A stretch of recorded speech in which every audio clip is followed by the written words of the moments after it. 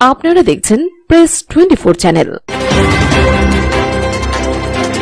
একবার ডায়াবেটিস হলে কিন্তু সমস্ত রোগ আপনার শরীরে কিন্তু আসবে।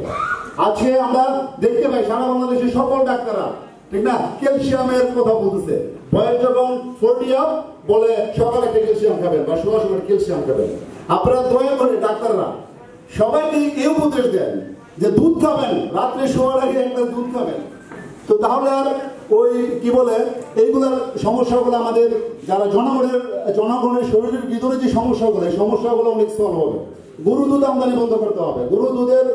গরু দুধের জন্য হাজার কোটি টাকা কিন্তু বিদেশ চলে যাচ্ছে। ডলার ক্রাইসিসের বিশ্বের সকল দেশ এখন এই ডলার ক্রাইসিসের মাঝখানে আমাদের হাজার হাজার কোটি টাকা কিন্তু বিদেশ চলে যাচ্ছে। এলসির মাধ্যমে আমরা গরু দুধ আমদানি করছি। আমাদের বাংলাদেশে এই ইন্ডাস্ট্রি ডেভেলপ করতে হবে। আমরা বিশ্বাস করি মাননীয় আমাদের দেশের সরকার প্রধান জননেত্রী শেখ হাসিনা এমন একটি কোম্পানিকে দায়িত্ব দিবে অথবা সরকার নিজে তদারকি করে একটি গরু দুধ উৎপাদন করার জন্য একটি কারখানা তৈরি করবে। তাতে করে আমাদের হাজার কোটি টাকা সেভ হবে। তো আজকে আমার বক্তব্য এখানে শেষ করছি। সবাইকে ধন্যবাদ।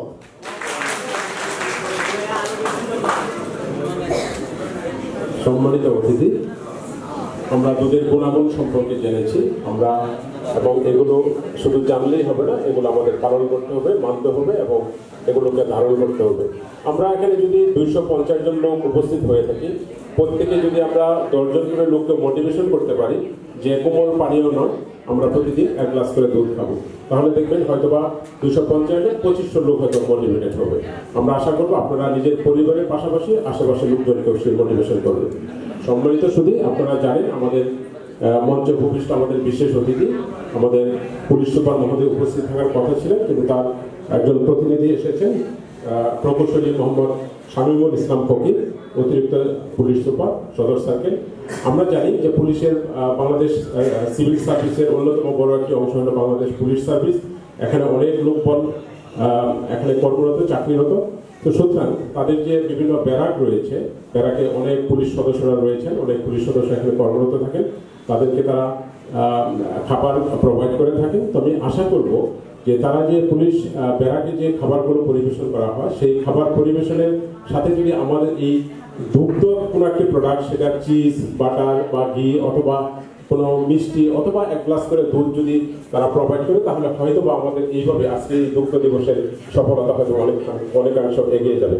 তো আমি আশা করব আমাদের অতিরিক্ত পুলিশ সুপার মহোদয়কে এবং আজকের এই সম্মানিত বিশেষ অতিথি মহোদয়কে এই অনুরোধ রেখে আমি তাকে আহ্বান জানাচ্ছি আজকের এই দুগ্ধ দিবস 1 জুন 2024 দুগ্ধ দিবসের আলোচনা সভায় তার মূল্যবান বক্তব্য প্রদানের জন্য জনাব প্রকৌশলী মোহাম্মদ শামীমুল ইসলাম ফকির, অতিরিক্ত পুলিশ সুপার সদর সার্কেল মহোদয়।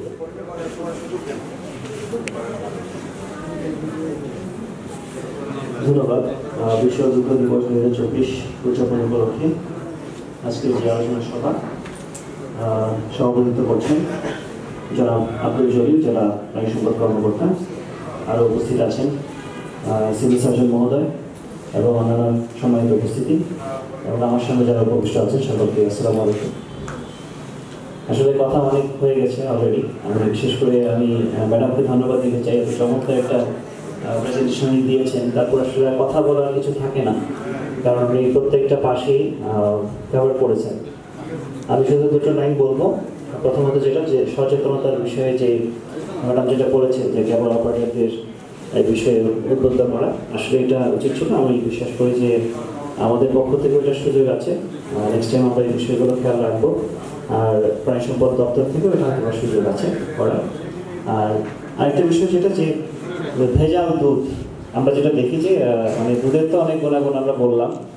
বিশেষ করে যদি আমরা ইন্ডিয়ার দিকে দেখি, ইন্ডিয়াতে কিন্তু চিজ আইটেম ওরা ওদের প্রধান খাবারের মতো। আমরা ওখানে গিয়ে কোথাও গরুর মাংস পাবো না, কোথাও মাংসই পাওয়া যায় না, কোথাও চিকেনও পাওয়া যায় না, এরকম অবস্থা। কিন্তু তাদের চিজের আইটেম প্রচুর, সব কিছুতেই তারা চিজ দেওয়ার চেষ্টা করে।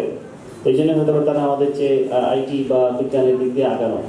তো আমরা এই বিষয়টা নিয়ে ভাবতে পারি যে দুগ্ধজাত পণ্য কীভাবে বাড়ানো যায় ব্যবহারের জন্য। কিন্তু এই ভেজালের বিষয়টা যেটা হয়, আমরা অনেক সময় দেখি যারা এলাকায় দুধ বিক্রি করে, অনেক সময় দুধের পানি মেশানো বা অন্য চুন মেশানো এই টাইপের কিছু শোনা যায় অনেক সময়। কী কী আইটেম যেন তারা দেয়, যেটা অনেক সময় আমরা অভিযান করি তো এই বিষয়গুলো আসলে সচেতন নিজেদের হওয়ার বিষয়।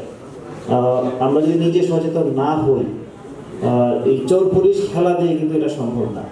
তো আমি বিশ্বাস করি যারা ডেলি নিয়ে কাজ করেন আপনারা এটা মেনটেন করবেন। আমাদের ম্যাডাম আরেকটা বিষয় বলেছেন যে